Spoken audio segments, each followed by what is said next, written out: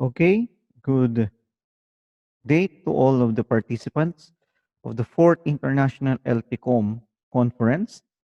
And we are here to present our paper entitled System Development of Identifying the Primary and Backup Pairs for Directional Overcurrent Relays, which is using an expert theory system.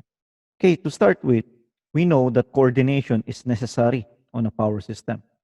And if this coordination is located on a sub-transmission network, which is especially a weakly mesh system, the typical type of protection is in terms of loop. And loop protection uses directional overcurrent relays. Contingencies and other changes of the network, such as load requirements, intermittent sources, integrated of DG, will have an impact on the performance of these devices, thus changing automatically the primary and backup pairs, which is necessary on or a necessity on overcurrent or directional overcurrent relay settings is very important in such a way that we need to have an to develop rather an algorithm for this. So based on that research motivation, what is our objective? Our objective is to develop a system for determining the primary and backup pairs for coordination of the directional overcurrent relays for network systems or loop system using the expert rule-based system. The question is, what is an expert rule system? So these are existing rules and methods from experts to form a new system in solving a particular problem. So the problem here is definitely on how to identify the primary rather and backup pairs of these DOCRs or directional overcurrent relays. So what are the sub-objectives? So first, we need to know the simple loops of a given network. And every sub-objective here have, have algorithm development or sub-flow charts, which we will discuss on the next few slides. Second, we need to determine the breakpoint set or the starting set of relays for coordination.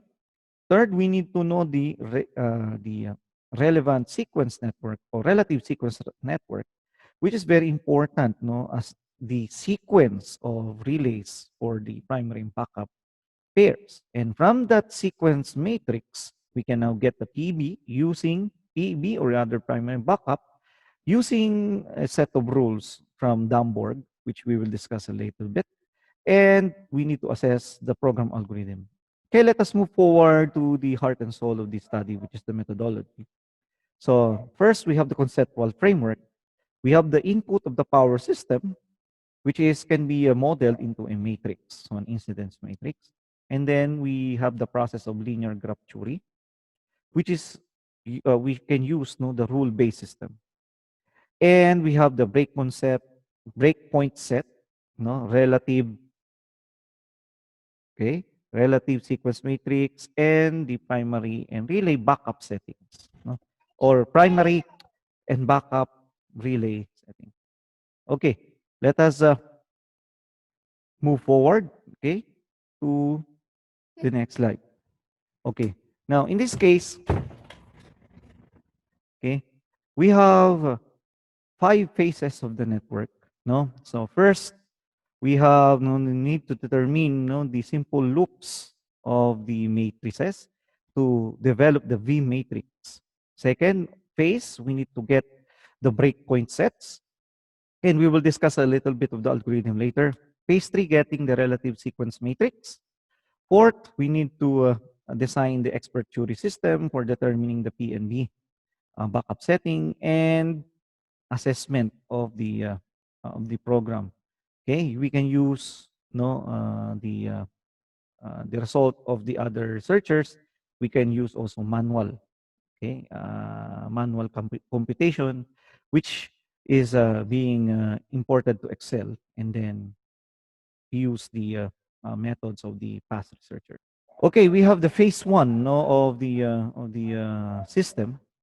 So, or determining the simple loops of the V matrices. So we start with the network configuration, And then we get all the element node matrices from the incidence matrix, which can be partitioned into AL and AB matrix. Then we get the N matrix, and then we can manipulate this matrices to an A matrix or incidence matrix A. And then from there, we can get the matrix V and D. And after that, we can get a simple loop matrix. You can visit the paper of Dwara, which is paper number 6. The title is An Application of Linear Graph Theory for Coordination of DOCRs. This is a classic paper, 1980, and it involves the foundation of getting the simple loops. Okay, from the paper of Abnaya as well, no, we can get the breakpoint set of the system, the starting relay. So we need the simple matrix from phase 1, and then we can construct the directed loop matrix L prime, and then we can manipulate the directed loops, and we can get the LD matrix. We can set up the row weights, which is WR, and column weights as WC, and then based from that, we can develop another matrix for determination for the determination of the breakpoint set. Phase 2 is also used for phase 3 of the network to get the RSM. From the breakpoint set, we can have the augmented matrix D, and then we can have this augmented matrix D to become a null matrix using another process. You can go to the paper of Damborg, which is a very good paper, 1984 paper, which is entitled The Computer-Aided Transmission Protection System Design Using Algorithms. Okay, from phase 4, we can now go to the phase 3 rather. We can now go to the design of the expert theory system, which uses the rules used by Damborg. And from the RSM, we can now get the PB, the primary and backup relay settings, or relays rather, using the different rules and guidelines that I can present on the next slide, which is this. We have at least 4 rules. Rule number 1, the relays in the relative sequence matrix are the backup relays. Second, the primary relays are the relays with the negative 1 on the columns will be served as a backup relay. 3, the complement of the backup relays are not chosen as primaries. And number 4, if you have a phantom relay, please take note uh, on choosing the breakpoint set. We considering phantom relays. So these are the so-called reference relays, which is also important on the determination of the RSM. But phantom relays must be deleted at the end of the RSM and must be included on choosing the breakpoints. But anyway, this is just a trial and error on our part because we're considering phase 1 of the development of this algorithm. So we can expect a little bit of errors, especially on the end. So we expect that on the conclusion part, at least the highest error that we obtain is 16%. Okay, now we can now move forward to the assessment. And we use here the statistical treatment, and we assess the breakpoint set, the relative sequence matrix, and the primary and backup relays using the different statistical treatment that we will discuss on the next slide. So we use first the relative error. So relative error is based on this simple formula: number of similarities minus the number of trials over number of trials n times 100%. So a lower error means an accurate result. Average computing time, we just only use TikTok from the MATLAB for documentation purpose to see the speed or the speed of the program. Depends on the single line diagram.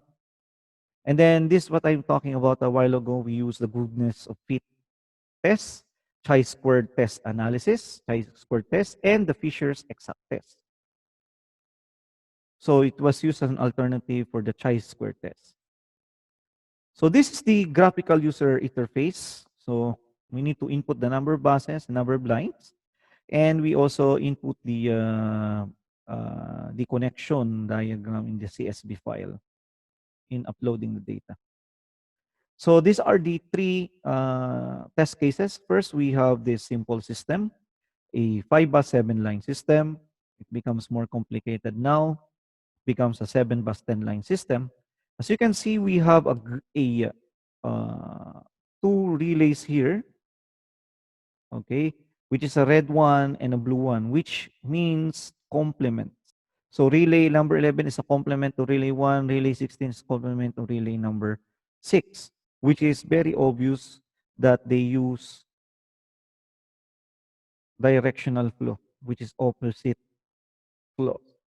Then from there, based from that directionality, we can have that incidence matrix, and we can now solve for the AD matrix, the V loop the loop, simple loops, then breakpoints, RSM pairs. So it's very important at the first part of the algorithm that we know the complementary relays of each other. And this is based from the reference of Dwarakanat and Namborg. So this is test case number 9, and very complicated now. It has 9 lines, 5 buses, and at least 6 loops. So this is the breakpoint data set results. So I can go forward so that we can go to the conclusions, since the overall percentages will be discussed there. So I just speed up a little bit on the slides. So we also have the RSM data sets and the relay pairs as well. So we use at least not the manual and the from the reference, okay, of the SLD, okay, reference data. So here we have a 16.67 error, 15% error also for the RSM, and 10% for the breakpoints. So we can have the computation time of at least 6.6 seconds.